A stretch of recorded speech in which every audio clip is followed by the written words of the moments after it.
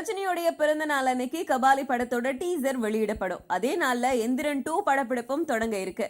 அது வரைக்கும் கூட கமலஹாசனுடைய தொடர்பு எல்லையில சங்கருடைய தொடர் தொல்லை நீளம் போல தெரியுது. இந்த படத்துல ரஜினி ஹீரோ தெரியும். ஆனா வில்லன் ஒட்டுமொத்த இந்தியாவையும் ஒரு சார கண்ட்ரிகளையும் சுத்தி சுத்தி வந்தாலும் பொருத்தமான வில்லன் ஆழ்வார்பேட்டையில இருக்கிறதா நினைக்குது சங்கருடைய மனசு. படத்தை தயாரிக்கிற லைக்காவும் சரி, படத்தோட இயக்குனர் சங்கரும் சரி, ஒரே பிடிவாதமா கமலஹாசனை நடிக்க வைக்கணும் அப்படிங்கிற தீர்மானத்தோட இருக்காங்க. ஆனா கெட் அவுட் அப்படின்னு மட்டும்தான் சொல்லலையா கமல். மத்தபடி எல்லா வார்த்தைகளையும் யூஸ் பண்ணிட்டு இருக்காரு. பணம் ஒரு விஷயம் இல்ல அப்படின்னு தெரிஞ்சதுக்கு அப்புறம் பிரச்சனைகள் எங்க வந்து முட்டுது தெரியுமா? இந்த அப்ரோச் ஆரம்ப நிலையில இருந்த போதே கமல் மனச புழுக்கடிச்சிட்டாராம் சங்கர்.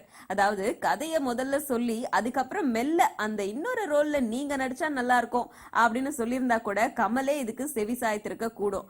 ஆனா எடுத்த எடுப்புலயே இந்த படத்துல நீங்க வில்லனா நடிக்கணும் அப்படின்னு கேட்டாராம். அதுக்கப்புறம் கதையை கேட்க கூட தயாரா இல்லையா கமல். இந்த விஷயத்த கோடம்பாக்கத்தோடைய நம்ப தகுந்த வட்டாரம் சொல்லுது. படப்பிடிப்புக்கு இன்னும் சில வாரங்களே இருக்கிற நிலையில கமலஹாசனை எப்படியாச்சும் கன்வின்ஸ் பண்ணுங்க அப்படின்னு தொடர்ந்து வற்புறுத்துதான் லைக்கா. எந்திரன் 2 சம்பந்தமா பேசணும் அப்படின்னு நினைச்சா சாரி, வேற எதுவா இருந்தாலும் எப்ப வேணா வாங்க அப்படின்னு சொல்றாராம் கமல்.